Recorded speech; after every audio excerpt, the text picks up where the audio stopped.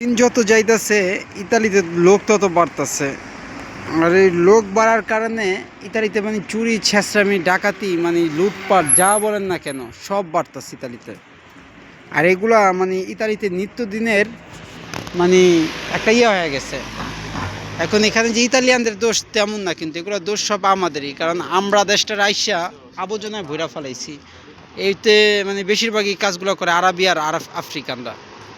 কারণ উগ্র বাঙালিরা যাই হোক আসে, কিন্তু আমাদের দেশের মানুষগুলা আমরা বলি অনেক খারাপ। আসলে বাংলাদেশি মানুষের মতো লক্ষ্মী মানুষ পৃথিবীতে খুব কম, বুঝছেন?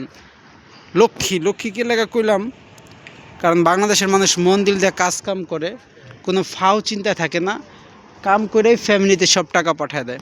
আর এই আফ্রিকান মরক্কিয়ান এই আরও অন্যান্য দেশে যারা আসে, তারা আপনাদের গিয়া মানে চুরি চেষ্টামি ডাকাতি করে যখন কাম কাজ না করে। মানে বাদাই মাছ না দেশ গ্রামে ঢাকা দেশে মানে হিরঞ্চি গাঞ্জটি বয়ে থাকে, তো ইতালিতে প্রচুর পরিমাণে মানে হিরঞ্চি গাঞ্জটি বইয়া গেছে গা। আগে যখন আরব দেশে আসছিলাম ভাবতাম ইউরোপের আইনগুলো মনে অনেক সুন্দর।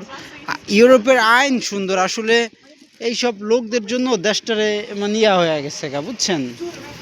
এইসব ইয়াগুলোর জন্য আইন সব কানুন সুন্দর আছে, মানে আপনার হক আপনি বুঝা পাইবেন। কিন্তু বেশি ফ্রি দেওয়াতে এই আরবিয়ানরা আর হলো আফ্রিকানরা মানে ওরা ইতালিতে আইসায় এমন একটা ভাব লয় ফকিনের বাচ্চারা, মানে এরা ওদের বাপের না ওদের দাদার দেশ, মানে ওরা পূর্ব আমলের থেকে এই পরিচিতি। তো যারা যারা ভিডিওটা দেখতেছেন এবং কে কোথা থেকে দেখতেছেন আপনারা অবশ্যই কিন্তু কমেন্ট করে জানাবেন কেমন। তো সবাই সুস্থ থাকেন, ভালো থাকেন। ভিডিও লং করতে মন চায় না, কারণ ভিডিওতে ভিউসই আসে না।